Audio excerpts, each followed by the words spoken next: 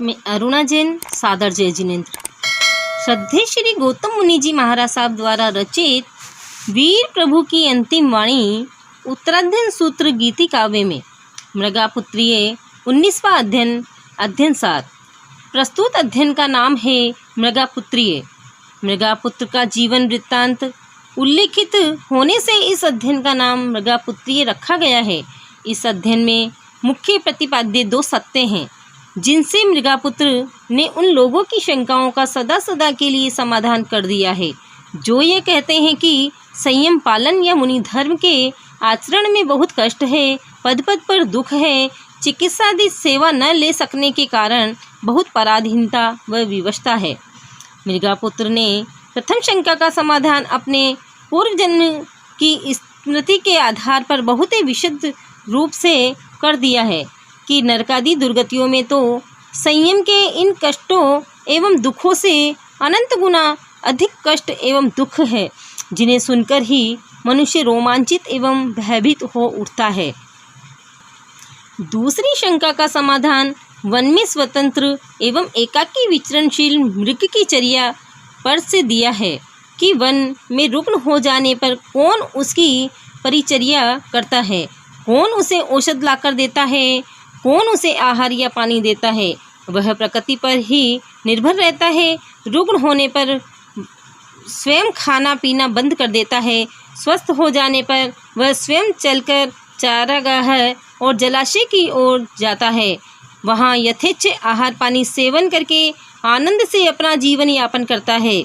यही मृगचर्या मुनि के लिए उपादेय है। मृगचर्या का आचरण करने से मुनि को भी परवशता एवं असहायता का अनुभव नहीं होता, बल्कि उपवास आदि तपश्चरण के द्वारा वह अपने अशुभ कर्मों की निर्जरा भी कर लेता है। मृगापुत्र के द्वारा स्वानुभूत इन सत्यों के पीछे घटना इस प्रकार है। सुग्रीव नगर के राजा बलभद्र और रानी मृगावती का आत्मज राजकुमार बलश्री था। माता के नाम पर बलश्री का मृगापुत्र नाम ही अधिक प्रचलित हो गया था। एक बार राजकुमार मृगापुत्र अपने महल के झरोके में बैठे बैठे नगर के तिराहे चौराहे और चौक में होने वाले दृश्यों एवं घटनाओं को देख रहे थे। राजमार्गों पर लोगों की अच्छी खासी भीड़ थी। लोगों का आवागमन जारी था। तभी मृगापुत्र की दृष्टि एक तेजस्वी, प्रशांत एवं संयमनिष्ठ साधु पर पड़ी। साधु को वह मंत्रमुग्ध सा एकटक देखने लगा।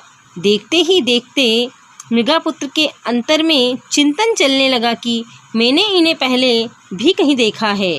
इस जन्म की कोई घटना याद नहीं आ रही थी।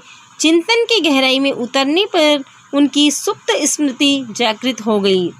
पूर्व जन्म की स्मृति होते ही उन्हें चलचित्र की तरह स्पष्ट दिखाई देने लगा कि मैं पूर्व जन्म में ऐसा ही साधु था। मैं सांसारिक भोगों को निस्सार समझकर इसी प्रकार का निगृंत साधु बना था। बस इस विचार से मृगापुत्र को पूर्व संस्कारवश सांसारिक भोग एवं परिजन बंधन रूप प्रतीत होने लगे। मृगापुत्र ने गृह त्याग कर मुनि बन जाने का मन ही मन निश्चय कर लिया। वे माता पिता के पास पहुँचे और कहने लगे, मेरा मन अब इस गृहवास भोगों और सांसारिक राग रंग में बिल्कुल नहीं लग रहा है। मैं निग्रंथ साधु बनूंगा। आप मुझे श्रमण धर्म में दीक्षा लेने की अनुमति दीजिए। माता पिता ने मृगापुत्र को विविध युक्तियों और उपमाओं से समझाया कि श्रमणचर्या अत्यंत कष्टों से भरी है। क्षुधा, तृषा आदि से लेकर अदर्शन तक 22 परीक्षाओं का पद पद पर सामना करना पड़ता है।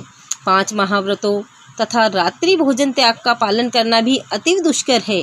मधुकर वृत्ति या कापोतवृत्ति, केशलोच, पाद विहार एवं भिक्षावृत्ति अत्यंत कष्टकर है। तुम जैसे सुकुमार एवं सुख में पले हुए व्यक्ति के लिए श्रमणत्व सुकर नहीं है। फिर संयम नीरस है, रेत के कोर की तरह निस्वाद है। लोहे के जो चबाने के समान, अग्निज्वाला का पान करने के समान, मेरु को तराजू से तोलने के समान अथवा भुजाओं से समुद्र को तैरने के समान अति दुष्कर है। अतः अभी संयम लेने का विचार छोड़ो, भुक्त भोगी बनकर दीक्षा ग्रहण करना। इस प्रकार मृगापुत्र ने उन्हें अपने पूर्व जन्मों की स्मृतियों के आधार पर नरक के भयंकर से भयंकर दारुण दुखों को भोगने की आप बीती कह सुनाई।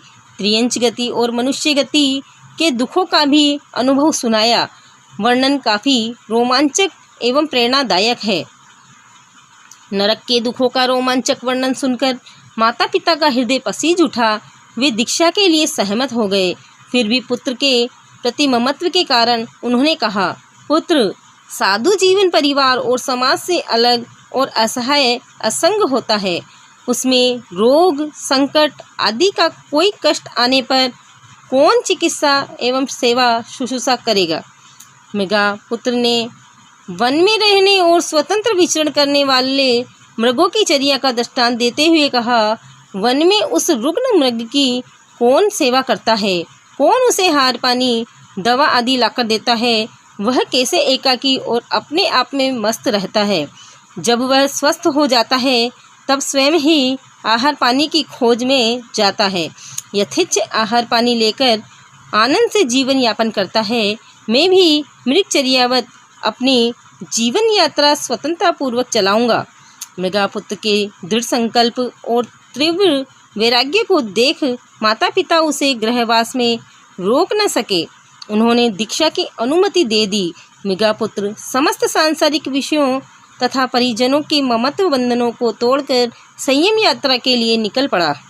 वह साधु जीवन के महाव्रत आदि 27 गुणों एवं क्षमादि 10 धर्मों से युक्त हो गया। लाभालाभ, सुख दुख, मान अपमान, निंदा प्रशंसा आदि द्वंद्वों में संभावी, अनासक्त और अप्रतिबद्ध होकर रत्न तय की उत्कृष्ट साधना के पश्चात मृगापुत्र ने सिद्धि प्राप्त की। अध्ययन सार गीतिका। जन्म दुखम मरण दुखम दुखमय संसार है। जन्म दुखम मरण दुखम दुखमय संसार है। मृगापुत्र से भाव जगे तो दुख से होंगे पार है। मृगापुत्र से भाव जगे तो दुख से होंगे पार है।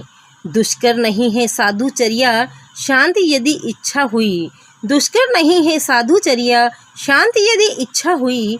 नरक में जो दुख भोगे उनके सम्मुख कुछ नहीं। नरक में जो दुख भोगे उनके सम्मुख कुछ नहीं। सूत्र गीत। लय गुण सौरभ से रहे महकता ऐसा अपना घर हो। वीरी प्रभु की अंतिम वाणी सुन लो और सुना लो। जीवन धन्य बना लो। जीवन धन्य बना लो। उत्तराध्ययन में गुंजित होती प्रभु शिक्षा अपना लो। जीवन धन्य बना लो। जीवन धन्य बना लो। मृगापुत्र का परिचय। मूल गाथाएं 1 से 3। रम्य एक सुग्रीव नगर था निपबल भद्र यशस्वी। मृगा नाम था पटरानी का बल श्री पुत्र तेजस्वी। मृगापुत्र ही नाम था चर्चित प्रेरक गाथा गालो। जीवन धन्य बना लो।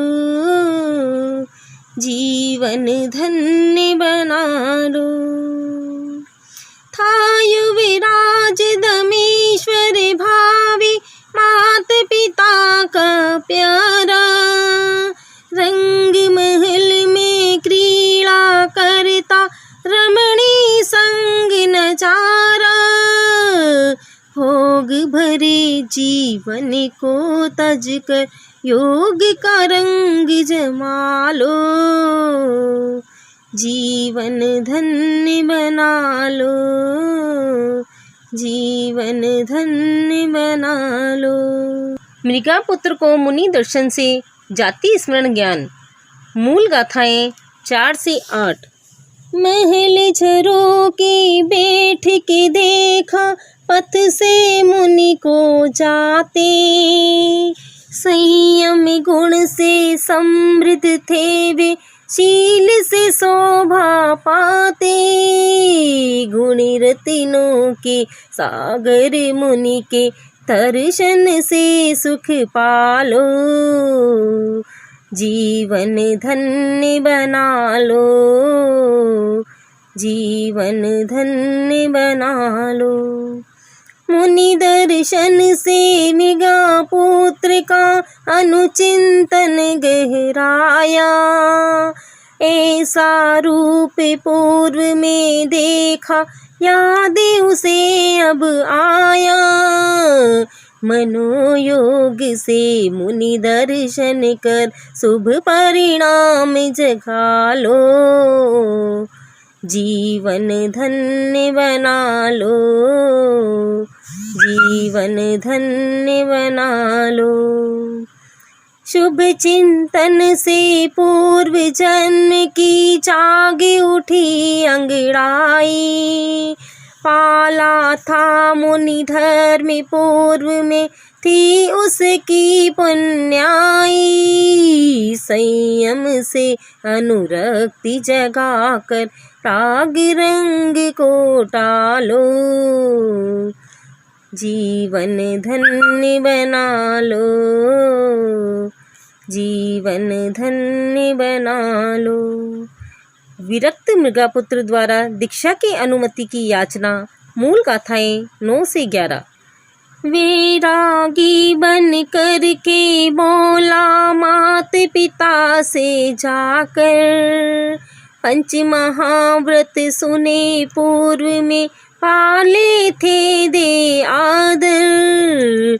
दुख होते तेरी अंच नरक में, उनसे जान छुड़ा लो, जीवन धन्य बना लो, जीवन धन्य बना लो। ग्रहण करूँगा दीक्षा व्रत को, दे दो अनुमति माते। भोगों को मैं भोग चुका हूँ, आखिर ये तड़पाते। कामी भोग है विष फल जैसे, मन से इन्हें निकालो, जीवन धन्य बना लो, जीवन धन्य बना लो। मृगापुत्र का वैराग्य मूलक कथन। मूल गाथाएं 12 से 24। बना अशुचि से तन अपना, दुख द्वंद्वों का भाजन। अशाश्वत आवास जीविका, रहता नहीं सनातन। इन भावों का चिंतन करके, शुचिता मन में रमा लो, जीवन धन्य बना लो, जीवन धन्य बना लो। नहीं आता आनंद मुझे अब ऐसे नश्वर तन में, न जाने कब छोड़ चलेगा, शंका नहीं गमन में। जल बुध बुध सम मिट जाएगा, तन का मोह छुड़ा लो, जीवन धन्य बना लो, जीवन धन्य बना लो। जन्म जरा और रोग मरण ही इस तन का है लेखा। सारहीन काया में पल भर नहीं सुख की कोई रेखा। दुखमय इस जग की ज्वाला से सारे तत्व निकालो, जीवन धन्य बना लो, जीवन धन्य बना लो। जन्म जरा सब दुख रूपी है, रोग मरण भी दुख है। क्लेश सभी पाते रहते हैं, जगत स्वयं ही दुख है। जग का सत्य स्वरूप समझ कर सुख की राह निकालो, जीवन धन्य बना लो, जीवन धन्य बना लो। होकर विवश एक दिन मुझको छोड़ सभी को जाना, भोगों का फल दुखदाई है अंत समय पछताना। बंधु बांधव धन वैभव से निष्प्रह भाव जगा लो, जीवन धन्य बना लो, जीवन धन्य बना लो। बिन पाथे लिए जो पंथी दूर देश को जाता, पीड़ित होकर भूख प्यास से हद बिच ही बिल खाता। परिभव का पाथे धर्म है ये, ले संताप को टालो, जीवन धन्य बना लो, जीवन धन्य बना लो। घर को जलता देख के स्वामी महंगी वस्तु बचाता, जग में सबसे मूल्यवान है आत्म तत्व कहलाता। दुख से जलते इन लोकों से खुद को आज निकालो, जीवन धन्य बना लो, जीवन धन्य बना लो। 19वां अध्ययन मृगापुत्रीय बड़ा होने के कारण मैं आपके समक्ष 1 से 14 गाथाओं को पहले पार्ट में रख रही हूँ और सेकंड पार्ट में 15वीं गाथा से 51 गाथाओं और सूक्तियों द्वारा पूरा कर दिया जाएगा। मैं अरुणा जैन आपसे रिक्वेस्ट करती हूँ, आप मेरे इस वीडियो को लाइक, शेयर, कमेंट और सब्सक्राइब जरूर करें। सादर जय जिनेंद्र।